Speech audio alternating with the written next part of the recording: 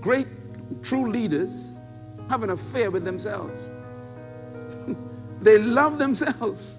They believe in themselves. They believe that they can do what they are thinking. This makes them very dangerous. Because a person who has self-belief doesn't need your encouragement. It delivers them from the people they are helping. There's a scripture in the Bible. I didn't teach on this for a while. Maybe 20 years ago, I think I taught about this. But the scripture in the Bible, when I was a teenager, it really changed my life. I mean, it's amazing. It was a parable that Jesus told about, different groups of people and how they respond to life. And he said, one group is like rock. You can't help them. Whatever you put on them rolls off. Then there's another group who got very thin soil. They get excited about everything and do nothing. Then they get a third group who got a little bit of soil and they get excited about what they receive, but when the pressures of life come and other people's opinions and criticism comes, they are choked up and they forget what you taught them. And then he says there's the last group who are deep soil. They take it in, they grow, and they bear fruit. He says the reason why the others didn't make it, he explained it. He says, because, now here's a statement, changed my life. They did not have root in themselves. I couldn't believe he said that. I'm going to quote it again. He says, the reason why they failed, they didn't have root in themselves. See, I figured it out when I was a kid. That if you put your root in everybody else, then you depend on them to live. The root of the tree is the source of its life. So if your roots are spread all over the place, then you got to hope that the place is successful. You got to hope the place got water or you're going to die. He said, get root in yourself, just in case people withdraw their water. Find self-belief. That leads to point number 2. The second powerful attribute of a leader is a passion for the job. When I use the word job, I mean your work. Leaders have a passion for what they're doing. Now, passion is an important word. Passion has more to do with internal motivation than external motivation. In other words, a leader's passion is internally motivated by a conviction, and therefore they are not afraid of failure because their capacity to start again is on the inside. Let me put it another way. Leaders are leaders because they are not afraid to fail. They're not afraid to fail because their belief is not in other people. It's in themselves. Write this down. Leaders are their own raw material. They believe that they have what it takes to do what they're dreaming. They believe it. And even though they may fail and falter and people may leave them and things may fall apart, they always get back up because somehow they believe this thing exists on the inside. I had a brief moment to meet Donald Trump one time. This guy is a billionaire, And we went to eat at a golf club, Muck.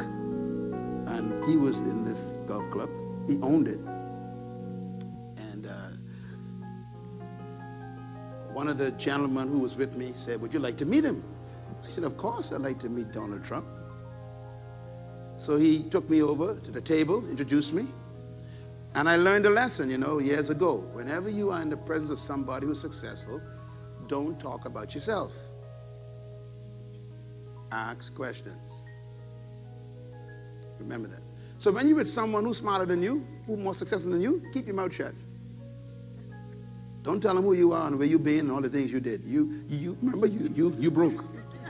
So you want to find out what made this person successful. So I asked Mr. Trump one question.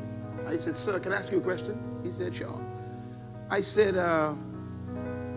what made you so successful in real estate? He said, failure. Failure. He said, you have to become bankrupt before you become successful. I was so glad for that answer, because I was bankrupt at the moment. In other words, what he was saying is, if you're going to become great in your area of gifting, you have to lose everything at one point first.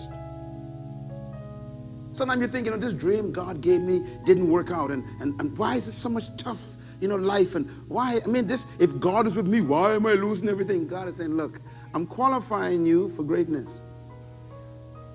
He said, people don't know his story. He went bankrupt twice. Then things turned around. Passion for the job. The third thing a leader must have is a love for people. If you don't like people, don't lead them. I've met some people who don't like people, and they are very famous people. And some of them are leaders in the ministry. They don't like people. I've been behind the curtain with big auditoriums and listened to them talk to me, and I'm in shock sometimes. And these are powerful ministers of God who got big ministries. They don't like people. That's why they hide, they slip away, they run. They got guards around them. Why? They don't really like people. And people pick that up. You ain't stupid, right? Yeah. You have to learn to love people. And the way you learn to love people is two ways. One, discover who you are. And two, who they are. This is really true what I'm saying. When I discovered that you were the image of God, and I was the image of God, I fell in love with you.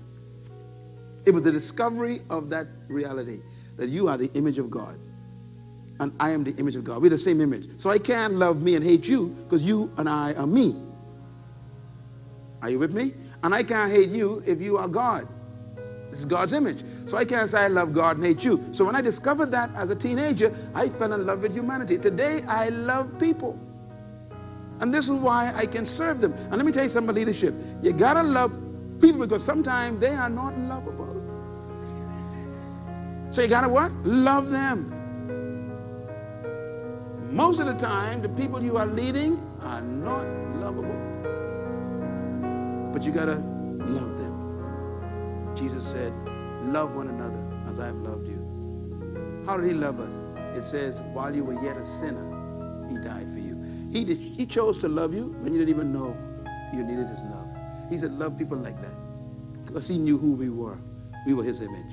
Okay, number 4, leaders must have a capacity for aloneness.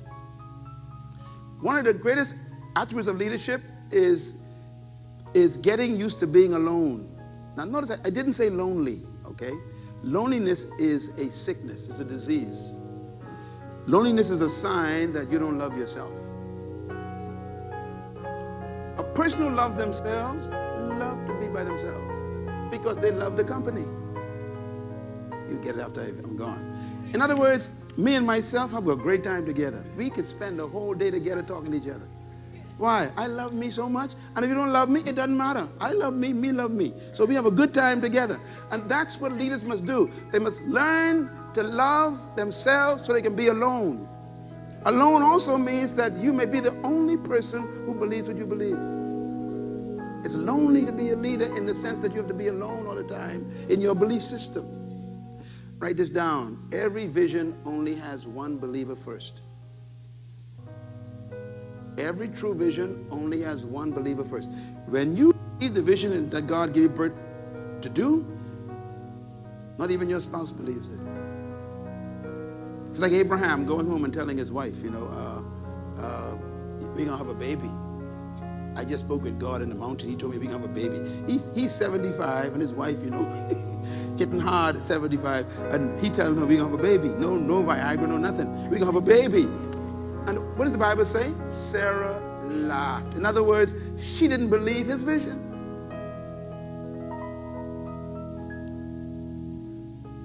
True leaders don't look for company all the time, because sometimes there isn't any company to be with. No one believes you. Leaders live a very alone life. You know, this is why the eagles are such an important bird. Eagles never flock. That's why they're the king of birds. When you see an eagle flying, it's always one at a time, by themselves. Pigeons flock. You know, ducks flock. Quack, quack, quack, quack, flock. Eagles never flock. They're always alone. They're the king of birds. Leadership has to be used to being alone. And this is why a politician, for example, who wants to change his country and has a vision for the nation must understand that the people of his own circle will misunderstand him and not be with him. And accept that as proof that you are a leader. Your job is to sell that vision to them. Not to forget the vision or give it up. It's to sell it. If you believe it, you have a conviction about it, first you will be alone. And then you have to sell it. All right? Number 5, leaders have a satisfaction for the success of others. Now, this also is tied to the one before that. Leaders are not jealous of other people's success. True leaders are so self-confident in their own security that they could enjoy other people's success. There are some people who don't want you to succeed. They will trap, they will block, they will try to stop, they will hinder, they will talk, gossip, attack. They hate your success. But a true leader rejoices when you succeed. As a matter of fact, a leader gets joy when he creates somebody better than himself. I like the mind of Jesus Christ. What a leader he was. Here's his philosophy of other people's success. He said, it is better for you that I move out of the way. Because if I don't move out of the way, you won't do greater works. Listen to the thinking. He says, look, I am stopping your greatness. So I'm going to move on the side so you can become greater. He used the word greater. Greater works than I have done. Greater. Your success is my joy, he said. True leaders do not try and hinder other people's greatness. They actually take credit for it. The Apostle John, I never forget reading this you should read the 1st, 2nd, and 3rd John, just before Revelation. Read those 3 books. John had disciples, a very strong guy, powerful master teacher. And John said in those books, he says, it is my pleasure and my joy that my children walk in truth. And then he says, I wish above all things that you would prosper and be in health, even as your soul. He was wishing for their success. Sometimes it is very dangerous to succeed around your family. Does anybody know what I'm talking about? Your family could actually hate you because you're successful. They can't enjoy your success. And it tells a lot about their mentality, that they are still dealing and suffering from inferiority complexes, low self-esteem, poor self-worth. They have contaminated self-esteem, and they cannot enjoy other people's success. But true leaders love to see people achieve greatness. And what they do is they take credit for it too. They say, see that? I helped her become that. You don't get jealous, you rejoice. Number 6 rather. An attribute of a leader has a commitment to the betterment of humanity. All true leaders want to see humanity advance. Now notice I use the term humanity, not yourself. True leaders have a strange love for humanity. If you study all the great leaders in history that we remember and we revere, they never had personal ambition. They had public ambition. Think about Moses, what he went through for those people. That's why we love and respect him. Think about Joshua, what he went through for those people. That's why we love and respect him. Think about Daniel. Daniel says he prayed for his people to be delivered from the slavery in Babylon. It wasn't for him. He wanted the people to be free. That's why Daniel is remembered. David stood before that giant, not for himself, but because of what the giant was doing to his people and his God. He was fighting out for somebody else. We remember David. Nelson Mandela. It was for the people he went to jail. Mahatma Gandhi. It was for the people he went to jail. In other words, all great leaders constantly focus on humanity. We need more leaders in our countries who have a love for humanity instead of their own pocketbooks.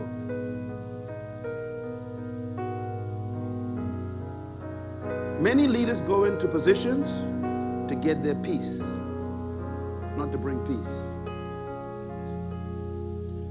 Many leaders go into position to fatten their own pockets, not to make sure that the empty pockets of the people are filled. They're not true leaders. These are parasites. These are leeches with titles. They suck the blood out of humanity instead of giving humanity life. Great leaders always work for the betterment of people.